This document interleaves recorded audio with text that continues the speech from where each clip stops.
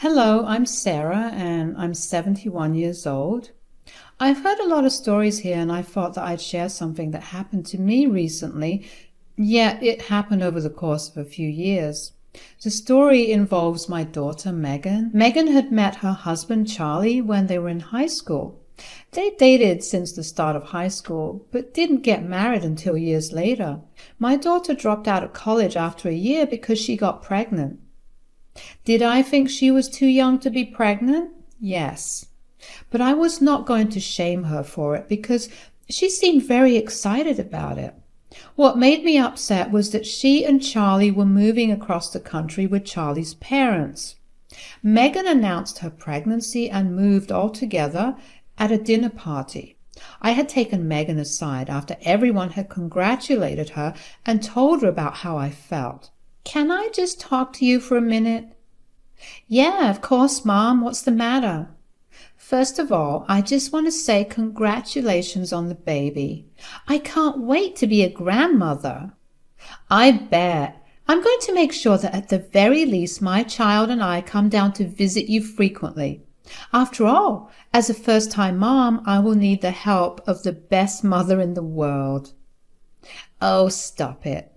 I'll be of any help that I can. But about you coming down frequently." "Yes. Do you really have to move? I mean, you just dropped some wonderful news, and I also want to be a part of you and your child's life." "I want you to be a part of it as well. But Charlie got a great job offered there, and we can't let it go. It would be stupid to turn down more money when we have a child on the way." "I know, it just hurts. I only just got you back after you went away for college, and not even 2 years later, you're going away for God knows how long." "I'm sorry, Mom. I promise that we'll be in touch as frequently as possible, and if I don't come down here, you can come there." "Oh, honey, I wish it was as easy as that. You know that I have to work, and my company makes it hell to get even a day off." "It's okay. I'm sure we'll figure out a way." I was sad about her leaving, but then again, I had always known that the day she would leave home would come soon. My grandson, James, was born 9 months later. I had flown over for the last month of Megan's pregnancy because she really wanted me there. I stayed with Megan and Charlie for another month or so and helped them adjust to living with a newborn. I told them what to expect and also what to do when the baby cried too much. They seemed nervous, but I assured them that after a few months they'd get the hang of it. The parents' instincts will never let you harm your child, and that is advice I stand by to date. Anyway, after I returned back home, I went right back to work. My visit to Megan had cost me my yearly time off, but it was worth it. Things only got more hectic after that. Megan would phone me once a week to give me updates and ask for help whenever she needed it. Even though I wasn't there physically with Megan, it still felt as if I was right there with her whenever she called. And so 2 years passed. I hadn't gotten to meet Megan or her family in those 2 years. A lot of promises had been made on Megan's part to come down and visit, but she apparently could never seem to get a day off work. I was initially really hurt and frustrated, but I understood where she was coming from, considering I was in the same position. However, one day Megan called me, and that conversation changed things for us. "Hey, Mom." "Hi, honey, how are you? And how's Charlie and my grandbaby?" "I'm good, and so are Charlie and James. James said his first words, by the way." "Oh, really? That's amazing, sweetie." "Yeah, and hearing James speak made Charlie and I realize something." "Oh, what is it?" "That we've been together for 6 years and we even had a baby." "Yes, it's been a very long time. As long as you're happy, time will fly faster than you could blink." "Exactly. So we were thinking of getting married." "What? Oh, wow. I'm so happy for both of you. When will you get married?" "We were thinking of getting married next week." "Next week? But honey, your dad and I won't be able to make it. Unless you plan on getting married here, are you? No, Charlie and I wanted a quick and personal wedding. We were just going to register ourselves, go out to maybe the beach for a picnic with James and Charlie's parents, and then call it a day. So Charlie's parents get to be there when you get married, but your dad and I don't? Mom, don't be like that. I'm sorry, but I've tried to be as supportive of everything you've done so far. I was hurt and upset by you moving when you were pregnant, but I let it go. Then you never visited me for 2 years, and whenever you called, it was only to ask for help. I let go of it all because I wanted to see you happy. But this feels like a slap in my face. Why can't you just be happy for me? Megan, I'm really trying. Your father will be even more heartbroken with your decision. This time I won't intervene, and you can deal with the fallout yourself. Mom, come on. Congratulations on getting married. Goodbye. My husband and I were beyond upset. I mean, looking back, I knew that it was wrong for me to lash out at Megan that way. I was overcome with sadness at just how much of Megan's life I was missing. I tried to get over it. I did. Megan called me after she and Charlie got married, and I tried my best to engage in proper conversation with her. But I couldn't get past my sadness. Eventually, Megan stopped calling. She sensed that something was wrong, and while she never made an apology, she decided it was best to just not contact her father and me as much. Somehow I managed to move on with life. It got easier as more time passed. My husband and I got through our grief by spending our time with each other. We went on a lot of trips together, not out of state, but every other weekend. We went to various resorts and different parts of town, and sometimes we would even get to the town over. Sometimes Megan would send us postcards and pictures of James, and it made me feel bittersweet. I hated that I was missing watching my grandson grow up. It was simply one I had to live with. Before I knew it, 15 years had passed in total since I saw Megan and her family. My husband and I were well into our 50s, and we were planning on retiring the next year. We were looking forward to going on a tour of Europe and then Asia. We spent those 15 years just saving up to finally live our lives the way we always wanted to. One day, out of the blue, we got a knock on our door. You can imagine my surprise when I opened the door and saw Megan, Charlie, and James standing at my doorstep. Except there was one more addition, another baby. It took me a good minute to fully grasp the fact that my daughter and her family were standing at my doorstep.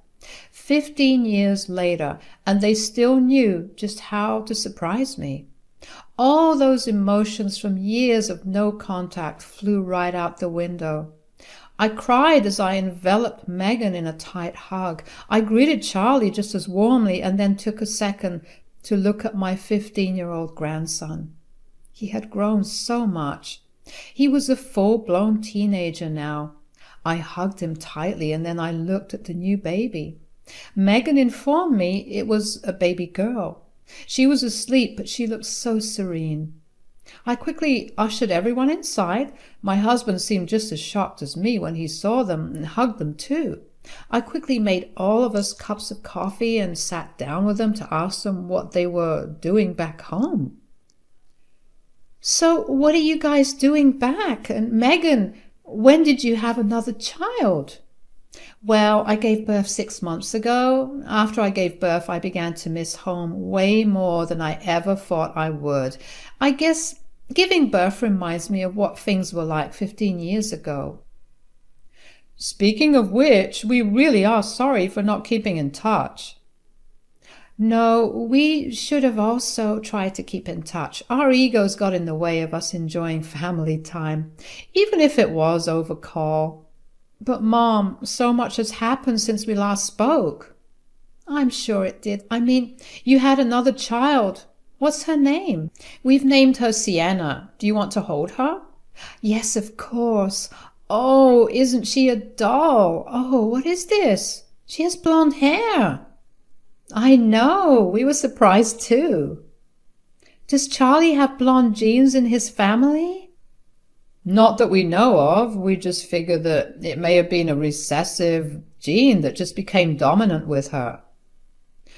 That is interesting. Will I be able to see my grandkids more often now? Yes, of course. Actually, about that. Megan and I had something big to ask of you. Yes, what is it?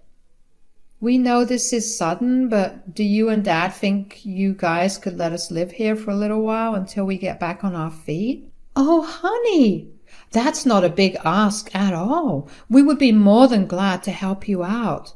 When will you move in? Our things will be arriving in about a week, and we could stay in a motel so you and Dad could prepare. Nonsense. This house has always been too big for only the both of us.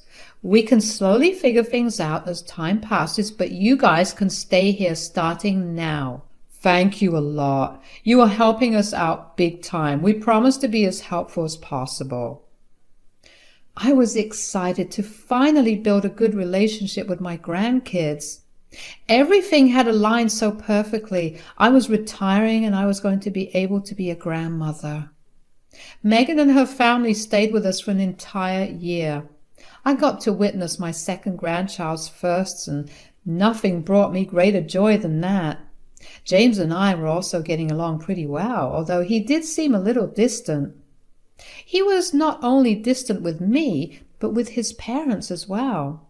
He barely even looked at Sienna.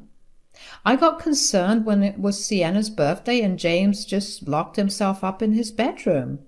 My husband and I tried to get him to come out and celebrate, but he refused to. I was worried, so I asked Megan and Charlie if there was something wrong. They laughed James's behavior off and assured us that there was nothing wrong. They chalked his behavior up to being jealous of his sister. I didn't think it was normal for a boy his age to be that jealous of his sister. Sure, there was a huge age gap between the both of them, but still, to be so jealous that he refused to even associate himself with her was a bit extreme. Even so, I left my opinions behind and tried my best to get along with James. I tried to be someone James could trust and lean on. I also tried to coax him into telling me what was going on with him, but nothing I tried seemed to work. At best, James would tell me about other things going on in his life. If I ever brought up his reactions to Sienna subtly, he would shut down. Over the rest of the year, Megan and Charlie found good jobs that allowed them to buy their own home. It was only 4 blocks away from us, and even though they weren't living with us, I still got to see them almost every day. With both Megan and Charlie working, I was asked to babysit Sienna a lot. Years began to pass, and I essentially became a second mother figure to Sienna because of how much time I spent raising her. We ended up developing a close bond. But there was one thing that I noticed. James began withdrawing from me even more. Whatever little progress I had made since he moved here started slipping from my hands. But before I could do anything about it, James decided to move out of his parents' home and go to college on the other side of the country. James and I barely spoke after that. I only got to speak to him over the holidays and birthdays. It hurt that I had to go through the same things over and over again, but I learned to be happy with what I had at the very least, and that was Sienna. Sienna grew into a very pretty and able girl, although as she grew older there were a lot more distinct and different features showing up in her. For starters, she was more olive-skinned than pale like the rest of her family. Her facial structure was different, and she had very curly hair, a trait that no one on either side of her family had. My husband and I often discussed how it was possible for Sienna to look so different from us, and every time the conversation would leave us feeling a little unsettled. One time when Megan had come over to spend time with me when Sienna was around 9 years old and was off to school now, I decided to ask Megan why Sienna looked so different. I've been meaning to ask you something, actually. Yeah? What is it? I mean, this is in the nicest way possible, but your father and I were just curious. Why does Sienna look so different from the rest of us? What are you trying to imply here? Are you trying to ask me if I cheated? Whoa, what? No, I would never accuse you of something like that. Your father and I have been talking about it a little, and we couldn't help but notice that Sienna has a lot of different features. Yes, she has a lot of different features, but she is still our daughter. I gave birth to her. Yes, honey, I don't doubt that one bit. I'm only wondering about why the difference exists. I love Sienna just the way she is, with all my heart and soul. What do you want me to do? Do you want me to pull up her birth certificate, or do you want me to introduce you to the nurses and the doctor who helped deliver Sienna? Honey, you're lashing out. I was only asking because I came across this DNA test that tells you about your entire ancestry. Maybe we could all do it and in the process find out where Sienna gets her genes from. Absolutely not. That feels like a setup. A setup? What exactly would I need to set you up for? If I give in now, there's no telling what else you'll ask me to do. You're thinking too much into this, honey. You know what? Why don't we just drop the topic? I couldn't understand why Megan was being so defensive about Sienna's appearance. It's not like I was insulting her, but in a way I still understood what she must have felt. My husband and I let go of it and instead just enjoyed our years bringing Sienna up. Things started to change when Sienna was 15, though. She would often swing by my place after school. She would come over looking sad and sometimes even in tears. That was alarming because she was the most joyful girl I knew. After a little prodding, Sienna revealed that she had an assignment a few months ago regarding genetics where her class was asked to bring pictures of their families. When she brought hers, everyone looked at her in confusion. Her teacher also looked confused and asked her if she was adopted, to which she obviously said no. The teacher had pulled her aside after class and asked her if she was sure that she was not adopted because, logically speaking, there was no way that she could look that different from her family. While her teacher was nice towards her, the rest of her classmates weren't. Word of her starkly different looks got around and kids began making comments. I felt bad for her, I really did, but I reassured her that she was a part of the family no matter how she looked. This went on for a long while before Sienna actually came back home sobbing one day. I can't take it anymore, Grandma, I can't. What happened, sweetie? For some reason, some of the mean girls decided to take over a free period to discuss my different looks. The entire class participated in it, and it was so humiliating. What the hell? That's not right at all. Do you want me to tell your parents to take this up with your school? It won't be of any use. They tell me to just let go of whatever the other kids are saying. I tried asking them for a DNA test, but they always get angry at me for asking. Oh, sweetie, I'm so sorry that you have to go through this. I can try talking to your parents about the DNA test.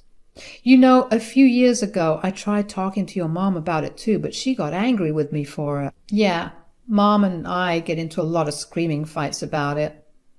I promise you, if there's any other way for me to help you feel better, I will. Just say the word. Well, I'm turning 16 in 2 weeks. Could you maybe get me those DNA test kits as a gift? Of course, sweetie, although it will have to remain a secret. You can't tell anyone because it can't get back to your parents. Of course. Was it wrong to go against my daughter's wishes? Yes. Was it okay for me to watch my granddaughter struggle and not do anything about it? Absolutely not. So I ordered her the DNA test. It arrived in the mail a week later, and Sienna did it the same day it arrived. We shipped it off and waited for the results, which could take up to a month to come. I saw a big shift in Sienna's mood after that. She seemed a lot happier and lighter, like a burden had been lifted off her shoulders. A month flew by quickly and we had the results waiting in my inbox. The first thing the result told us was that Megan, Charlie, and James had all taken the DNA test a few years ago when Sienna was around 4 years old. This meant that Sienna would get a more accurate result. Sienna's excitement over the report quickly turned to horror. I had let her see the report first, so I had no idea why she was so horrified until I saw the report myself.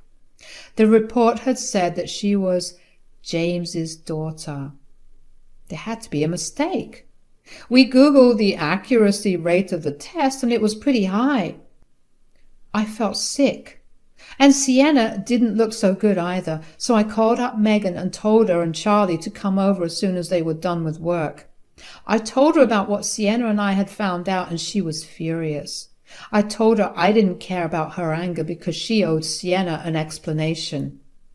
When Megan and Charlie arrived, they looked frantic. "Mom, why would you do something I explicitly told you not to do behind our backs?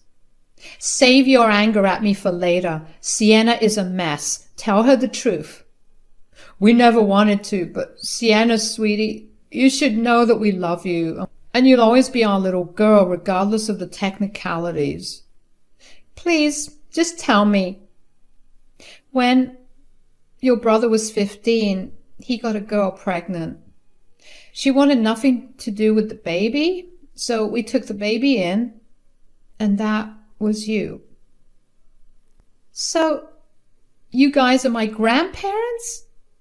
"Technically, yes, but we raised you like—" "So let me get this straight. You lied to me for my entire life about my relationships with you, and then when I started getting bullied, you got into screaming matches with me instead of just telling me? Do you even know how messed up that is? For years, I've been struggling with this. You knew it, and you still didn't say a word. You don't love me. You just wanted to keep up appearances. Sienna, don't you dare speak to us that way. Whatever.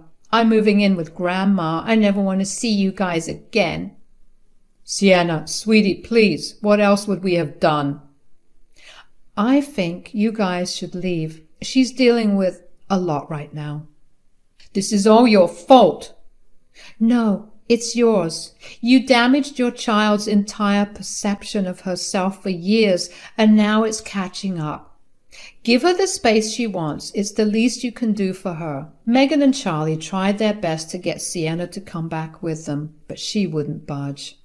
They left, but not before yelling all sorts of profanities at me. I asked Sienna what she was going to do from then on because, truthfully, even I was still reeling from the revelation. Sienna told me that she was being serious about moving in, and I told her that she was always welcome here. Megan and Charlie tried to report me for kidnapping, but Sienna was 16 and was allowed to make her own decisions regarding where she wanted to live, and since she was still living with a relative, there was nothing wrong. I've put Sienna into therapy because of how much she's dealing with, and even though I see no progress right now, I'm sure that she will feel better soon. Megan and Charlie have tried every way possible to get back at me, but I've always told them that if they tried anything on Sienna, I would tell everyone in the family about what they did. True to themselves, they stopped making any more efforts because of the threat of a ruined reputation. Anyway, my husband and I are planning to take Sienna to Spain this summer in the hopes of making her feel better. It's going to be a long and hard road ahead, but I'm sure the journey will be worth it in the end.